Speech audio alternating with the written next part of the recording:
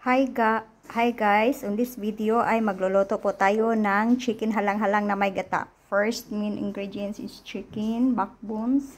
Meron na po siyang oyster sauce at saka durog na paminta. Meron tayong first na gata, sika na gata. Tapos ginger, onion, and of course pepper. Meron tayong curry powder at saka broth cubes, chicken broth cubes at saka oil. Tara, umpisahan na natin ang ating pagluluto. Mainit na po ang ating kawali. Lagyan na natin ng mga 1 tablespoon na oil. Kunti lang yung oil na nilagay ko para pang suti lang ng ginger at saka onion kasi yung chicken natin is oily na po. Mag-produce po ng oil yung chicken skin. Kaya konti lang ang oil na lagay ko. Mainit na po ang ating mantika. Ilagay na natin ang ating ginger.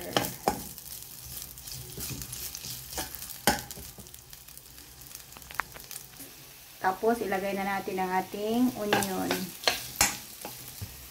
Nasuti na po yung ginger at saka onion natin. Ilagay na natin ang ating chicken.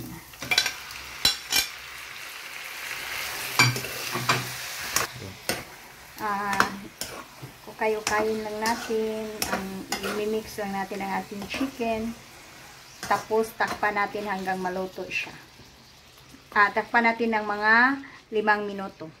Pagkatapos ng 5 minuto, tingnan natin ulit ang ating chicken at saka halu-haluin lang natin. Patuloy lang natin halu-haluin. Tapos lagyan natin ng kunting asin. Dahan-dahan lang po tayo maglagay ng asin. Mga 2 teaspoon po itong asin na inano ko. Tapos dahan-dahanin ko lang sa paglagay. Patuloy lang ang paghalo-halo. Tapos takpan ko ulit ito ng mga 4 na minuto. Tsaka ko na ibuksan ulit. Tsaka ilagay yung green chili.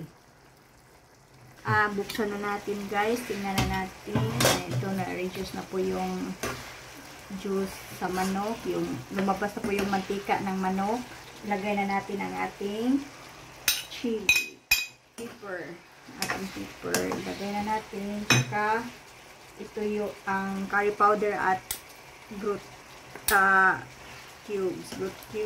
Chicken broth cubes. Tapos pala guys, itong sika na gata, pangalawang gata, optional lang to. Kung mahilig kayo sa sabaw, lagyan niyo ng pangalawang gata. Pero kung hindi kayo mahilig sa sabaw, ano lang, yung first na gata lang yung ilagay nyo. Kami kasi, mais yung kanin na ipares namin dito sa chicken na halang-halang. Masarap kasi yung mais na kanin. Kaya yun, lagyan namin ng maraming sabaw. So, ito ang pangalawang gata. Ilagay ko dito.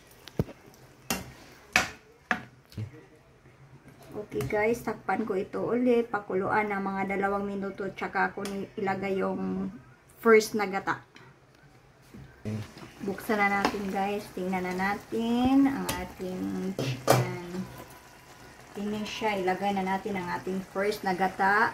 At pakuluan lang natin ito ng 1 minuto. Katapos ng 1 minuto, luto na po siya. Ayan guys, kumukulo-kulo na yung natin, gata natin.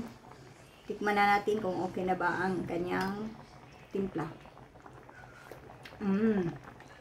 Yummy, super yum.